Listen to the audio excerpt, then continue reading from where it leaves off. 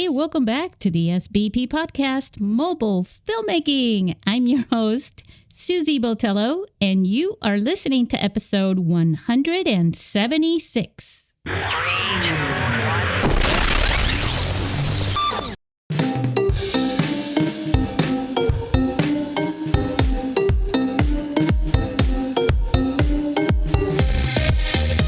We are Fade into Film.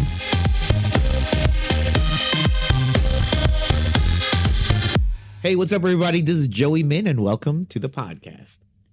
Awesome, Joey. What a great intro. We've just promoted Joey to be the host of the show. Okay. I will not have the time. I'll be here. I'll definitely. Just No, it's good because today I was recording our I guess YouTube shit. So I had to do the YouTube personality. So I'm still in that YouTube personality right now. I haven't turned off yet. So you got it. Yep, we've got it. So I Joey, hate the YouTube personality so much. I hate this part of my job. Oh my God. Well, that's something cool because we're gonna bring up YouTube with you, Joey. Because you're our YouTuber experter. Yeah, sure. And then Ryan is our movie trivia expert. I can take that. Yeah. Yeah, I would think so. And what he does is he trolls us during these podcast episodes because he'll say, "Oh, director Jimmy Finn, remember? And he made that movie with the cinematographers, Charles Biggins." And we'll be like, "What? Who is that? Who's he talking about?" But it's good to have the diversity in this show. And how are our listeners doing? I hope you guys are doing great. We're almost 3 months into 2024. And I do want to bring up something really interesting. I don't know if you guys have heard about this. So at the Mobile World Congress, I think it's called, in Barcelona. Mobile World Congress?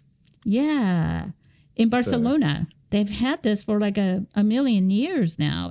And I'm looking for the link just so that I don't lose myself here. But basically what happened was that there is a pink bunny running around Barcelona, the Energizer bunny. Oh.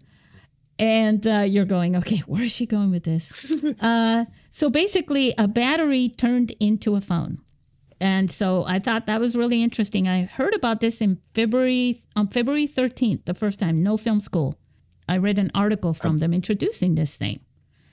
And I was like, well, this is cool. But of course, so the whole phone is really based around the battery. So it really is. It's like we took a big battery of ours and we turned it into a smartphone. It apparently you can work this phone for a week without having to charge it. And then it's got this part of it that's been rated, how you have an A rating or a B rating and certain things. So apparently there's a rating of some sort for batteries. Mm-hmm. And for phones, you guys have talked about this before about how phones sometimes get too hot, so you have to use another one, or too cold in the freezing cold. And so this rating on this thing says pretty much it can handle that stuff, but it's like a brick because it's such a big deal of a battery, and it's an Energizer hard case P28K. So I just wanted to bring that up with people. It supposedly has a really good camera and really good features. So it's a battery company that went into the phone? Yeah, the Energizer. The pink bunny Energizer. Oh, so the Energizer. Okay. Yeah. Isn't that a trip? Now, that sounds interesting. It says it doesn't have any high-end apps or anything like that. So I'm guessing as a phone, as a working, by the way, the price is $250. It's under $300 supposedly. So it's super cheap. So what I'm thinking, though, is for all our listeners who are making films or shooting videos, this is the phone to get just so that you could qualify at our film festival as a second camera. when you need that kind of a battery. And it's a phone. It's literally a phone. So I think it's pretty cool for filmmaking. It's cheap enough that you can get one and say, this is my second camera for my project. Or maybe it's going to be your primary camera that you didn't realize was going to be your primary until you got out to the freaking desert out there in the Mojave or desert somewhere, or out in New Jersey at this time of year because it's cold. It's right? Fucking cold, yeah. Yeah. So is it, I mean, wow, you think that the Nokia could just jump back into the, because those things lasted forever too. Right. And I think there was another thing. Why is it called? It starts with an X, Xiaomi or something like that. Xiaomi. I learned things from Jerry and Ryan. So this other one is going to come to the U.S. And the reason I bring it up is because, but last year, one of the winners won with that phone. She was in Mexico and she won using that phone for her film. And it's not even available here, wow. But now it is. It's going, it's coming to the U.S. So, because there's a lot of phone brands in different countries that they're not available here. Whenever someone submits something, I got to check it out. It's like, wait, what is this? You can only imagine. So I just wanted to bring this up so that. That's interesting. Yeah. So that when people are, out there looking and saying, well, I can't just have a phone for everything and qualify. Well, yes, you can. And if you want to buy a second phone, but it is a brick. It's 3 times thicker than the iPhone 15. That's not that no, that's it's not not that like thick. It's not like a really, and I think the screen is like 7 inches or something like that. It's like a field monitor. Right. That's like the only thing I think of. Yeah, right. So let's talk about some of this other stuff. Do you guys have something that doesn't take too long, since we already took 10 minutes just to talk about this? Take too long about what? About the stuff that you're working on. Ryan, what are you working on right now? Sophie, my daughter Sophia, who I've mentioned many times before, we're working on her next short film right now. We are shooting it with the iPhone 11, and it's called our working title right now. It's called The Sockening. So it'll be a horror comedy that it involves scare your socks off. A sock. It involves. I love your ideas, man. Yeah. What was my idea? Ideas? It makes me so fucking happy. Her idea is like she plays a girl who wears her socks so much that they become monsters of their own and attack her. Nice. After she's worn in them, sweating on them, things like that. But so she, we took some socks and she hot glued like eyeballs on it, like a whole set of them, and I showed her kind of like different methods of how to because they were white socks, but they were like brand new white, and kind of went through the methods of like using. One idea was like she put them on and because I was like they need to look dirty and worn. She put them on and ran outside into the backyard, and right now all the snow is melted around my house. And so nice. She runs around, she comes back, she's like, hey, you remember how you told me you always tell us not to wear our socks outside because they just get dirty? And I was like, yeah. And she's like, well, that's what I just did in order to get the dirt on the socks. And then we used green tea to like also give them some stains as well. Oh. So yeah, that's what we were shooting. We were working on that right before I jumped on this. So. The green tea socks. Mm-hmm. What about you, Joey? Just currently, actually, this week we're in 2 productions, and we're just doing that experimental like horror vertical cinema thing. That's a film noir, action film noir thing, and we had one. It was just kind of this comedy sketch between Steph and I, but then. I guess like the team that we had, they were like, oh, maybe we could shoot these other ideas, since we're here anyways. And we're like, okay. And like 2 projects became like 4, and now I'm dying. Yeah. But the opportunity comes up and you're like, you know what? You're right, though. I can hurt for a couple days, right? sort of. I guess it's just like, it's one of those things. I've never done like those 24-hour film challenge type of stuff. Oh yeah. But they're 48 hours usually, but I think you could do a 24-hour for a phone with a phone. Oh yeah, I'm sure you'd be able to. Yep. But yeah, so that's what we're doing, and I'm just killing myself, That's just what it is. You heard it here, guys. Joey's killing himself. Don't kill yourself, Joey. We love you and we need you. Anyways, let's talk about one of these topics that I wanted to bring up. So one of the things I kind of brought this up in episode 174, that there is a little bit of a stigma with some people. If you have friends who are making movies and they're using RE cameras and DSLRs and stuff like that, and you're all hanging out at Starbucks or wherever, and hey, so Dave, what are you doing? And well, I'm making a feature film. Awesome. And I'm going to shoot it with my iPhone, or I'm going to shoot it with my Pixel phone or whatever.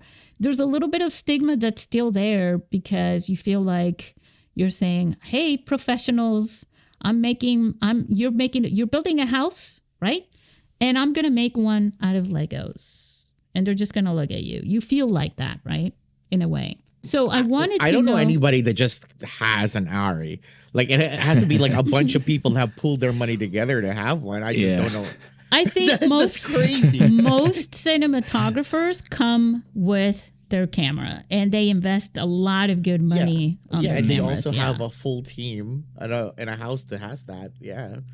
Definitely. Well, if you hire, like some of the films that I've worked in, I worked on one film, and that the cinematographer and I became really good friends. And he had, I don't remember, I think he had a Panasonic, but it could have been an Ari. Anyways, he was a cinematographer and he had more than one camera. And I'm actually thinking now that he just picked that Panasonic because it wasn't, like a larger film, I'll share this with you, whether it's an Ari or not. Maybe they have a Blackmagic camera, right?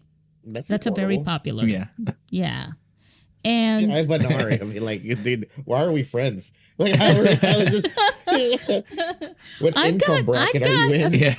I've got some friends that have RE cameras, and they're friends. There's no hate. Okay.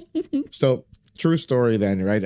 I do know someone that just buys, like, he has like 3 Aris, right? Oh, but he's like, but the thing is, this guy, he had like a tech company that he sold. So now in his age, he's just like, oh, I just want to film people. He doesn't even make movies. He just wants to film people with his super expensive cameras. That's it. That's all he does. That guy is a complete exception to the rule. Is he though? Maybe there's someone out there listening who says, well, like actually, he films, like, he helps people film this show that's it's like a, it's a ghost hunter show, and I think they are on some sort of cable TV, and it's like really bad looking. But some of those shows are really bad looking to begin with, so that they can get away with all those, the ghosts that aren't real sometimes. Yeah, it's definitely. It's funny. I'm like, it's just funny too, because like one of the actresses on there was like one of my oldest friend's like ex-girlfriend. I'm like, what the heck? She became an actress, or I don't. It was just weird. Like this whole like degrees of separation of knowing people is just odd. But that's the only person I know that has like an Ari that he owns for himself. Yeah. The other people I know are like they're like NYU kids that like they pulled together the money so they could like work, like. Right. Isn't that weird? Like, right? At the same time, it's like, got to pull in your money, got to have a lot of money so that we can do this work. Or you can use your iPhone, your Android. Yeah, right. And that's where I'm going with this. Is like, would those same people have a little bit of a stigma about that?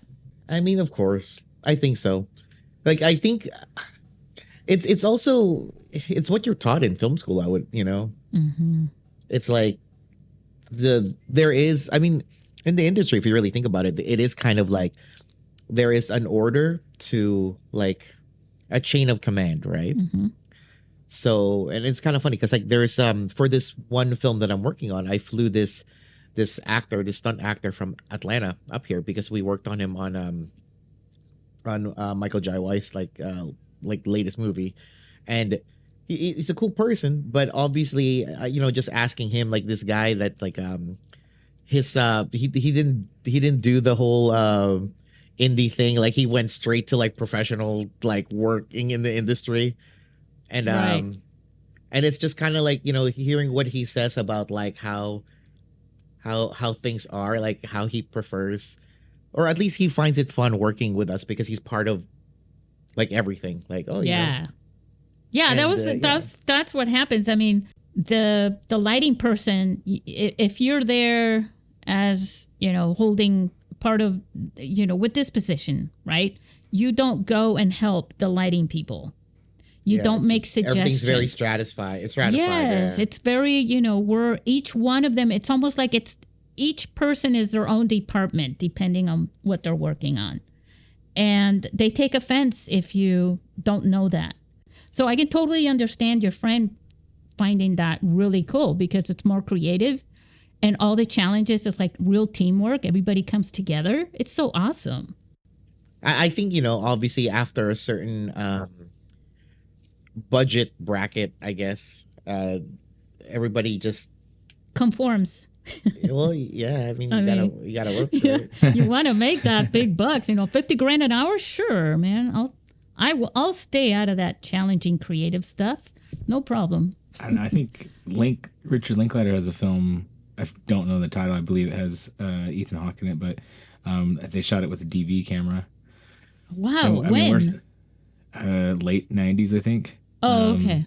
That's still maybe interesting. Early 2000s, but and I think it's just set in a hotel.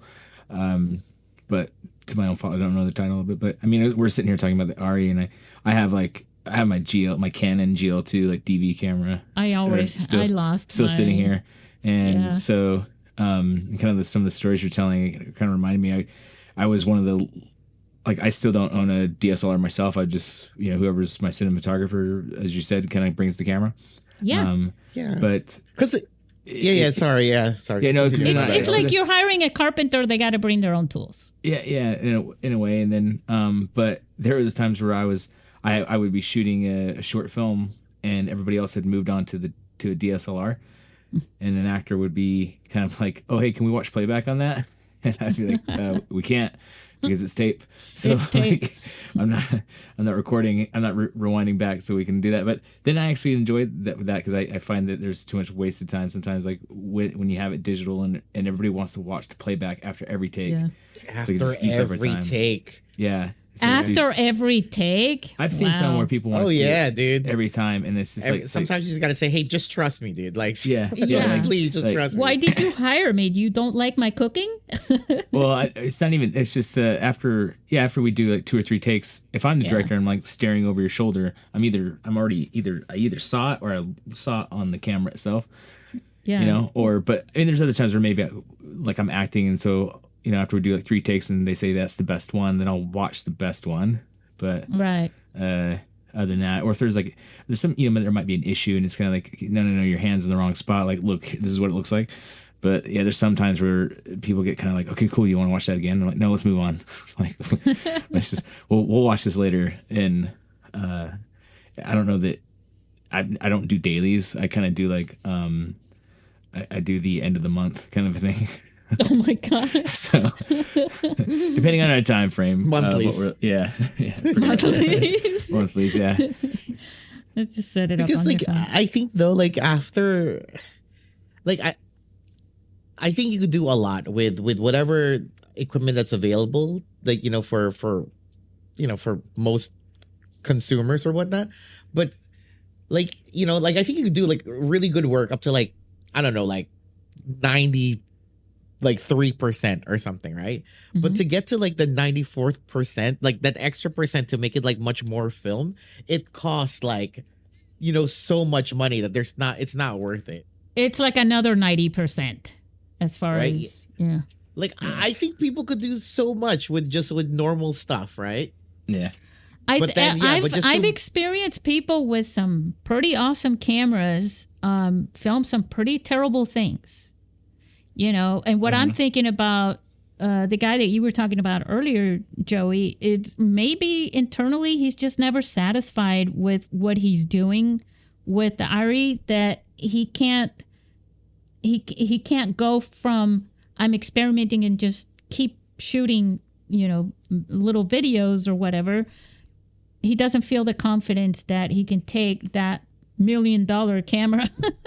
It's not like that, guys, and use it to make something like a film. Yeah, I mean, it's just, I think it's just the idea, like just to cross that like little, like that 1 extra percent to finally make something that you could do, make it look cinematic. It just requires such a big amount of resources or money that it's ridiculous. Like, there's no point. I think before I had this idea, like, oh man, I need to own all of my own equipment. I want my cameras, my lights, and all that stuff. But if I'm making, feature film length stuff, it's like, and I need an Ari. Like, I would just probably rent a production house that could do that for me or whatever. But now, like, I think my mind changed. Like, I'll just shoot.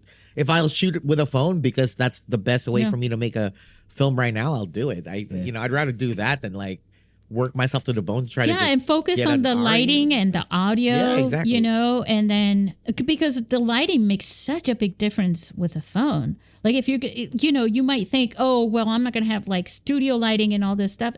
Give it a shot. I was at my friend's studio shooting a few things that I had to shoot for some people, and he had the studio lights. He had the backdrop and everything like that, and I had a lav.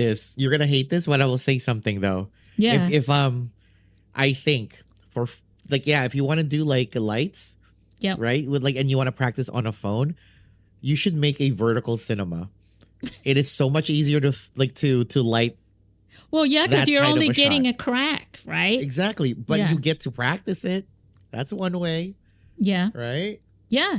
But I mean, to bring up the quality of the phone footage, the lighting is also very, for the visual. So what I'm saying is, like, if you get the lighting, right? If you got good lighting and you have good audio and you have a phone, you could make a pretty awesome movie. And in case you doubt it, wait till you see the films at the film festival. So that's pretty cool. Wow, that was a good thing to ask, I guess, in the end. We went on. Yeah. That movie, by the way, I just looked it up. It's called Tape. So Tape is the name of it. Tape is the name of the movie? Ethan Hawke and Uma Thurman. Ethan Hawke is pretty awesome. Yeah. Oh, really? Her too? Yeah, with yeah, but they were together in that one movie, the Gattaca. one where he's paralyzed. Gattaca, right? Yeah, Gattaca. That was freaking awesome movie. It's Jude Law's the paralyzed one. Oh, that's right. Yeah. He was Okay, I got another question for you guys. Do you think, and I know Joey's going to start with this, but let's start with Ryan this time. Okay. But I'm very interested in what Joey has to say about this. So, is it realistic to grow a YouTube channel as a filmmaker? And the reason I'm asking that is because it takes so much work to be a filmmaker, right? And produce films, that on top of that, putting everything on your YouTube channel and growing that also takes a lot of work. Ryan, what do you think? It's not realistic for me, but like, I know, I mean, as we know right now on this panel, there's another member who does it. So, but we won't, a couple episodes ago, we were speaking with Levi even about just keeping up with like being like making Instagram posts to promote your film. And, I don't know how I kind of get burned out. Sometimes it's like I could go. So if it was me making, I don't even know what the rotation is, a video every week, maybe. I think it's almost every day when you have a YouTube. Unless it's simply just me speaking to the camera. Right. But I wouldn't be able to make content like that and also have much else going on. And when you edit these things, you have to do some pretty cool stuff like Joey does, the dropping the logos and the effects and all this cool entertaining stuff so they don't just walk away while you're talking, right? Yeah. So I'm one of the weird people that actually really love editing. That's why. Yeah. Like, you're not weird. I know a lot it's of fun. people that like, oh my God, I hate editing. I just want to shoot. Like, I can't wait to get home and edit the shit that I shot. Yeah. That's like. So, I always know feel I'm like weird with editing's where the magic's at, actually, because especially if you have like two shots that you have like you're gonna whip pan into the next one or something like that. Then that's in the editing rooms where you see the magic of that shot like work out. But as far as like maintaining a full YouTube channel, it's not my best feature. Because a lot of people are being advised to do that, feature filmmakers even. And that's kind of like whether it's shorts or features, but I think if you're making a lot of shorts and then you're having to maintain a channel is kind of hard. And I know that Joey, you're right there, but hold on. Because Joey does this, and so it's almost like two different cultures, right? There's the straight up filmmaker that just wants to make the films, and then like you do, Ryan, getting distribution, getting to festivals and things like that, and that in itself takes a lot of work. So if someone's telling you, well, forget about distribution, just grow your YouTube channel, that's a lot of work in itself. So Joey, I'm turning the mics on to you. You can tell us how you do it. Yeah. It's actually not as bad if you think about it. Like it is. So I think now in the modern day, in the age of, everyone could be a filmmaker, really, right? With phones and everything. It's you do have a team, which is you and your and staff. Powerful staff. Yeah, that's the team. Yep. I mean, I know that sounds kind of silly, but no, it doesn't. It actually, I think that. Well, I'll ask you that in a minute too. Like, if Stephanie wasn't there, right? Could you do this all on your own? It wouldn't be as successful, but yeah, I would be doing this by myself until the day I die. I love die. This. Well, I love it too much, right? Because I think that's the thing too, right? Like the whole point of making a YouTube channel in the beginning was because I needed a place a place to just put my art, right? I wasn't really. I know I've always wanted to be a director, but I didn't even know how far directing I would go. And because I met people that are they share the vision, or they they believe in what I'm doing, and that's because being able to put stuff on YouTube, so no matter how stupid the stuff I was doing anyways, it was a place to show it, and that helped me gather a team. And it was stuff that you like doing, which it attracts the right people. Yeah. So in a way, it's a lot easier to have a YouTube channel. I think for anybody that wants to be a filmmaker, I think it's a good way to be able to show people a portfolio, and it's easy for them to see it. And they, it's because the thing that I say to people, when people say I want to work with you, I was like, look at my YouTube first, see if the quality is what you want to work with. But you also are a filmmaker, which is why I think this is really, really, really cool, because you're doing both, right? You're a filmmaker. You're making films. You're not just creating quote unquote content for your YouTube channel, but you're doing that on top of it, and tutorials. But that's the thing. I think it's because the tutorials and all of that, it's because of the process that I have, all the pre-production stuff, all of the, all the storyboarding scripts. We put that up on our, our Patreon. That's part of the tutorials. It shows. It just what shows is the it? process. Patreon / Art School Dropout, patreon.com/Art School Dropouts. And so after so many years, there's a lot of I guess research material for people to, if they want to see the process. So it's kind of we have a little cute saying. It's our tutorial is called do as though do, right? So but after so many years, all of the short films, all of the feature films, all of the web series, we it's documented with all of the production notes and everything. Yeah. So, people I guess, or aspiring filmmakers, they could see the process of how we do things, because it's obviously everyone, Hollywood has their own way or their own methods of making a film. And definitely the way that we do it is not, very union-like at all. So, right. I'll never forget when I first started this podcast and this guy comes on and I said, so how did you do this one thing? And he says, oh, I can't give away my secret. And he shot it with the phone. And I was like, what do you mean you can't give away your secret? What the heck? What are you talking about? He was talking like, it was like, I don't want to give away my secret. Wait, and I said that or someone else? No, not you. Somebody else. Okay. When I first started this whole podcast thing. And I thought, that's silly, because that's silly. Yeah. How else will we progress our craft? Right. Like, you can't, people that gatekeep, it makes no sense. How, like, that's you what get I better didn't by like about challenging it. other people to get better than you. And then you're like, oh man, okay. I'm like, well, people are going to find out. Like, don't think it's like some big industry secret or something. And again, it was shot with a phone. It was just a creative thing he did. And I knew what he did and I knew how he did it. I was just asking him so he could share it with our listeners. That's silly.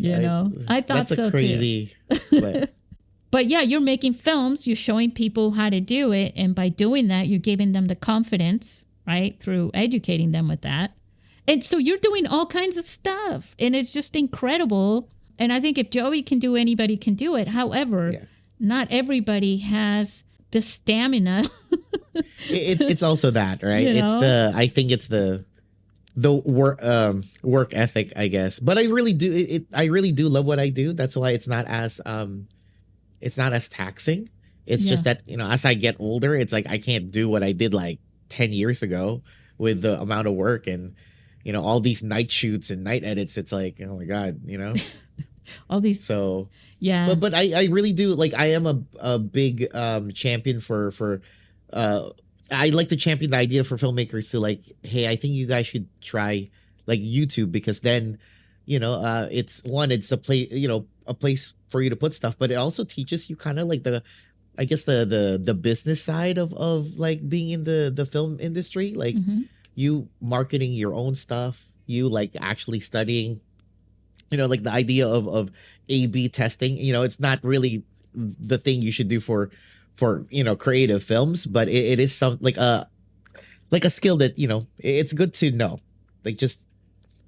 Yeah. I think that's the fun I mean, you're watching, too. You're witnessing the person doing it. It's like those, the HBO specials, the making of, right, things. I used to love those so much because you get to see how people are doing things and it inspires you. Those things inspire you. And Joey, you're like a superhero. Hey, speaking of stamina, we're segueing. This is because it's a little segue, which is funny because somehow these things get stitched together. One of my other things that I wanted to share with everybody is how you celebrate your wins in order to feed your stamina and keep going. Because if you just go from one thing and another, which is, I'm guilty of that. I just go from one to the other and I'm always looking ahead, right? Like, what's the next thing? What's the next step? Get ready to do this next thing. And I'm constantly battling myself, like, just celebrate the fact that you just finished this thing so that you can give your energy, feed your energy, really, so that you can go on to the next thing sort of fresh. I mean, I have a method, I guess.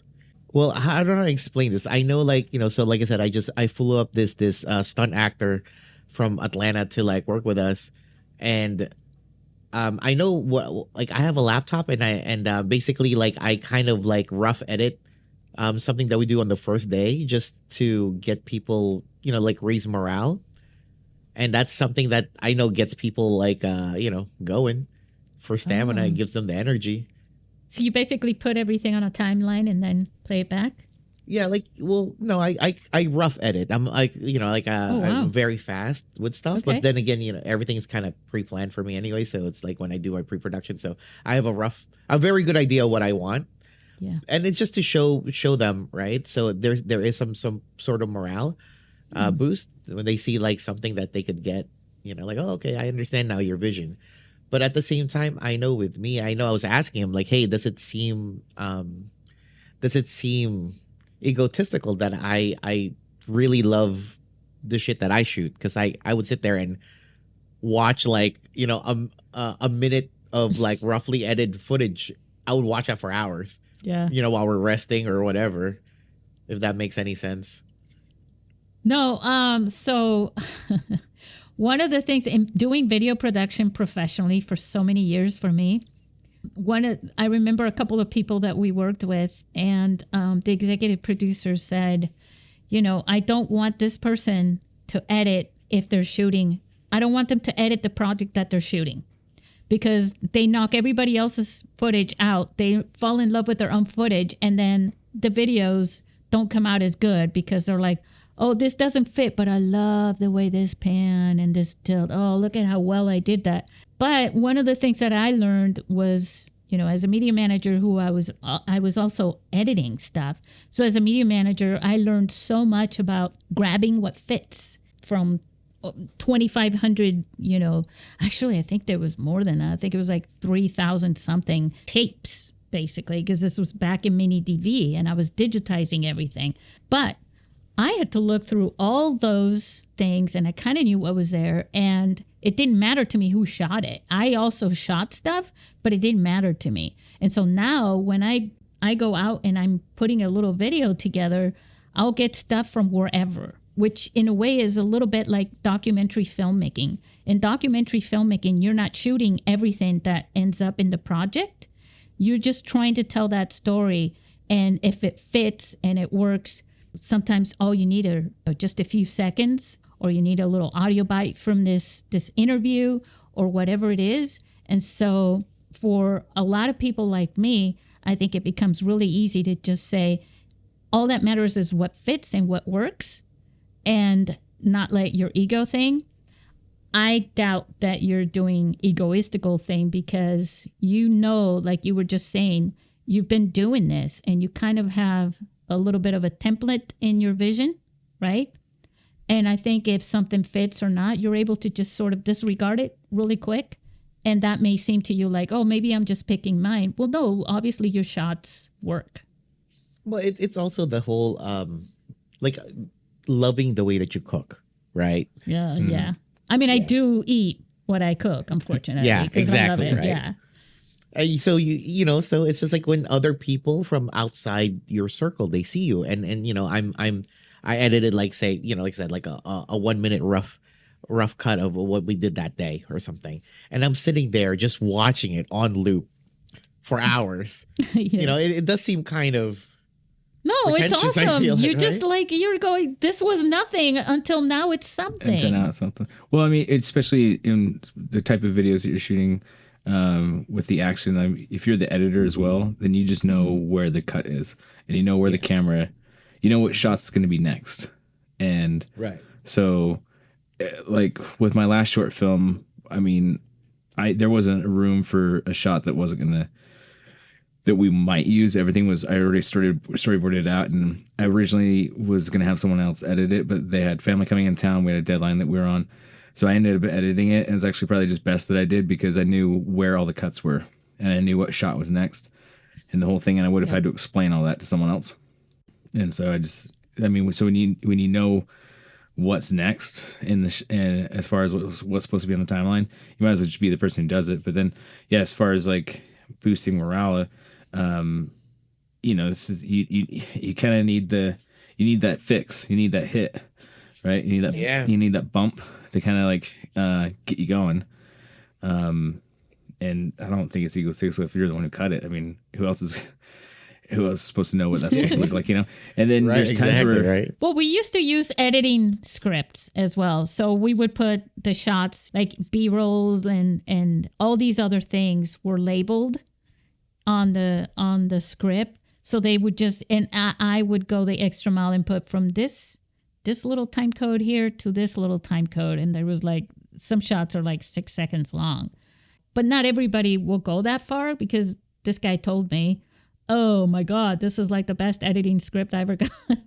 It was just like boom, boom, according to my vision of what I wanted, because I wasn't the editor. I didn't have that choice. Yeah, no, definitely. I mean, and that's when I started out.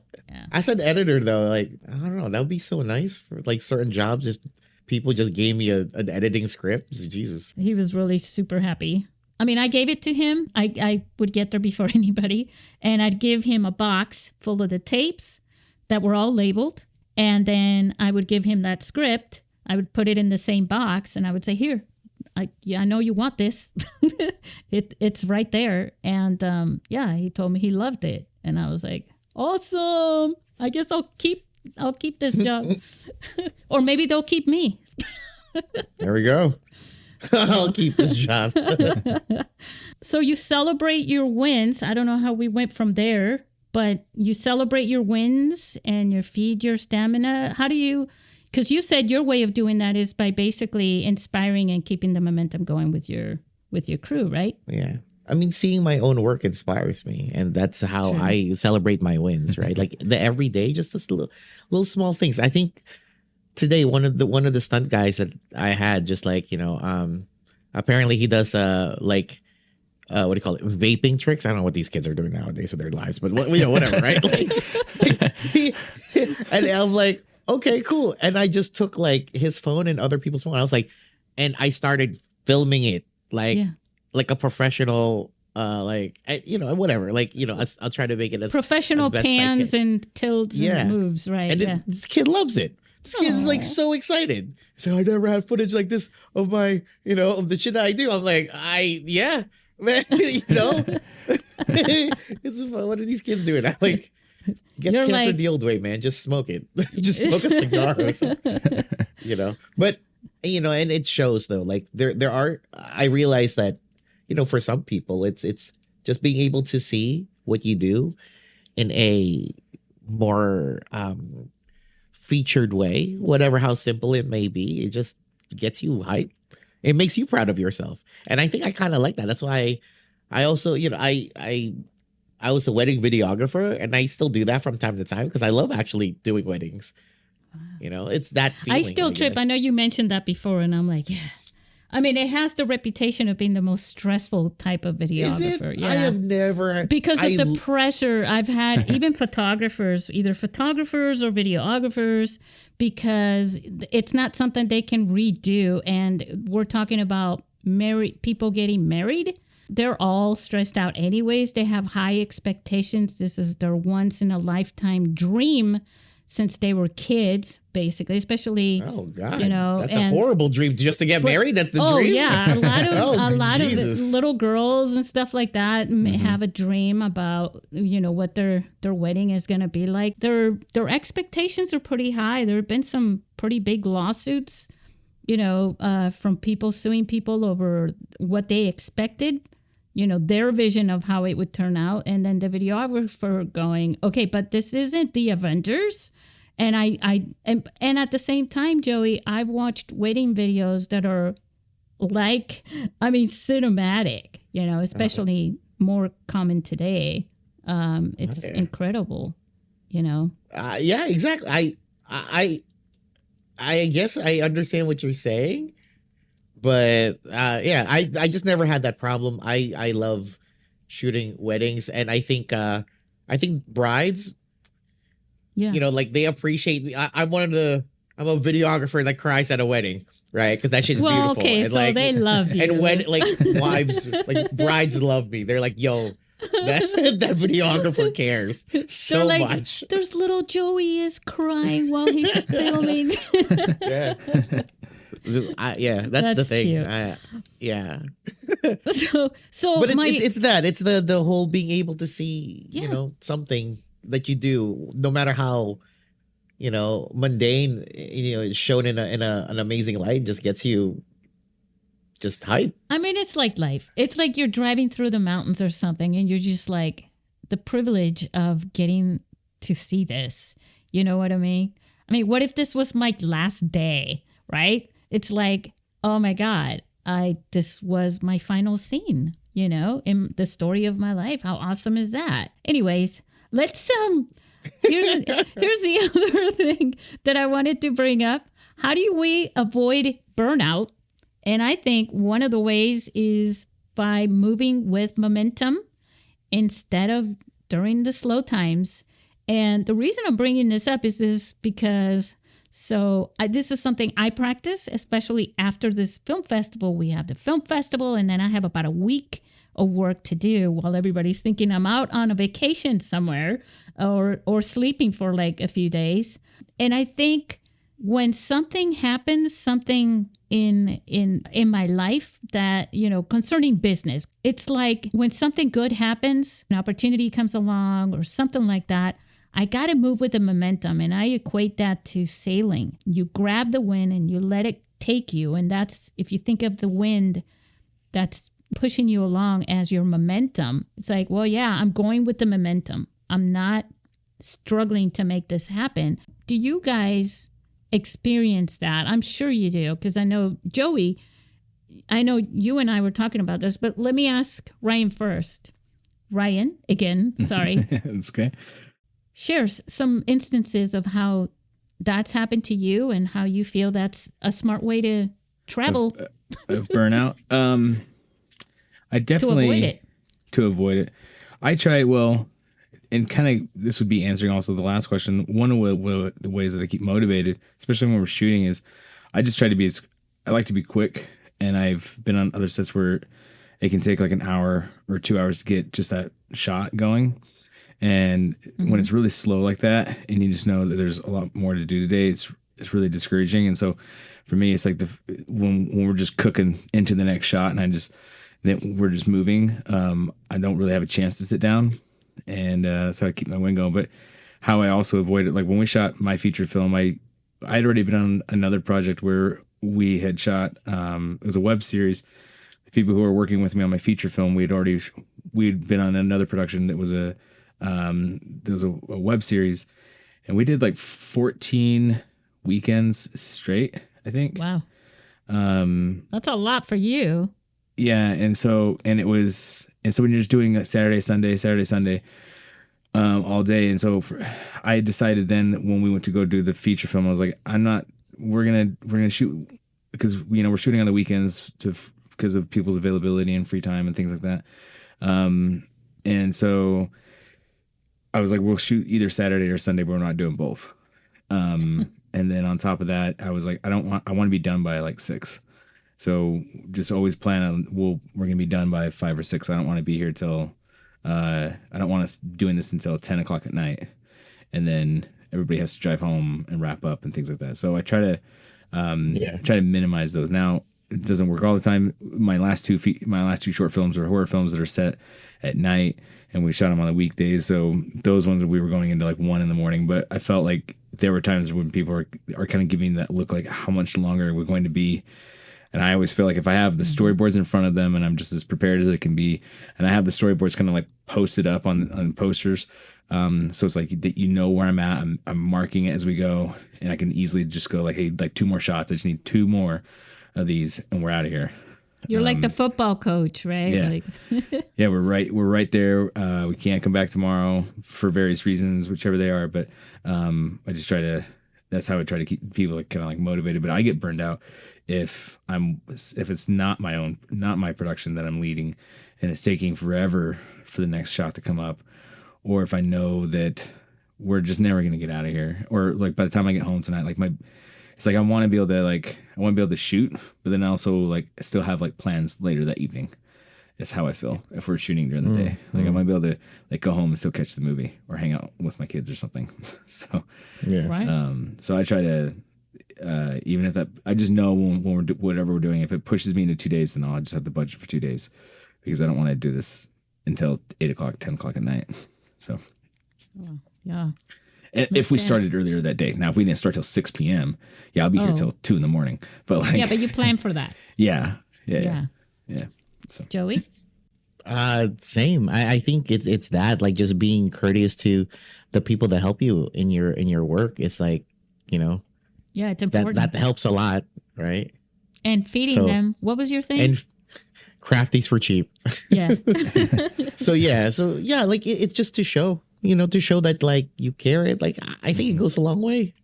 Like, exactly. I agree with everything Ryan said. So. Indie productions, one of the things I try to really not do as well is no pizza. Yeah. It's like, it's try to. No pizza. Yeah. Just do whatever you can. Or turkey. I worked on a set, and the last day was the day before Thanksgiving, and craft services brought like the turkey, and it was for lunch. It was before our final shoots, and we were like, "Are you crazy?" Oh my God, we were all like dying, and I was like, and then I had to drive back for like 3 hours too at night, and it was like hard. All that, what is that, tryptophan? Tryptophan, yeah, from the turkey. The thing about avoiding the burnout by moving with the momentum is something that happens unexpectedly for me. Sometimes it's like I didn't plan this thing to happen, but I'm going to go with that. And then if I go with that, then that means I get to take a little bit of a break because I got this far in this shorter amount of time than I do when it's slow times, when I'm just kind of dragging along getting things done. Even though I never really drag along myself, depending on the project. Because I think it's like you, Joey. It's like if you love what you're doing, you really don't burn out very easily. I mean, you are a human being. You have a physical body. You have a brain. And of course, you can totally burn out. But I think everybody has different levels of stamina and things like that, and energy. But I think that's one way to do it. And I think you guys brought up a couple of awesome ways to not burn out. And that is to think about the people. Because if you're thinking about others around you and not burning them out, then obviously you're a part of that team. You're not going to burn yourself out, right? Exactly. Yeah. I agree. So that wraps up all the questions that I had and all the things that I had planned on talking, because I mean, there's a lot more, but our listeners might be ready to go with the flow and not burn out. Hey guys, I think we're done and this is beginning of March already. So I can't wait to meet you guys Joey, I can't wait to meet you and Stephanie in person. And Ryan, it's going to be awesome seeing you again. Yeah. This is like the second time you're coming, right? No. Yeah. Yes. Yeah. Yeah, it was there 2 years ago. I feel like I've seen you like 7 times or something already. Yeah. I don't know why. Many moments. I'm counting the moments. Hey, listeners, go to our website. Go to internationalmobilefilmfestival.com, and there's a page there for Fade into Film. And there's also a page there called Social, and that's what we're putting the stuff that sometimes the algorithms on social media may not show you. So we try to keep everything updated. We'll put the latest podcast episode. We'll put the news like Joey and Stephanie that are going to be at the film festival. Did we talk about that, Joey? Yes, we did. You mentioned that earlier. Yeah. So, and then there's, we're putting all the filmmakers there, and we're getting ready to put a program out listing every single film with all the details on it. And I can't wait to meet all these filmmakers and introduce everybody to everybody. I just love it. So thank you guys for coming on the show. I appreciate you so much. And thank you all for listening. Say goodbye to our listeners. See you guys. You'll see you guys later.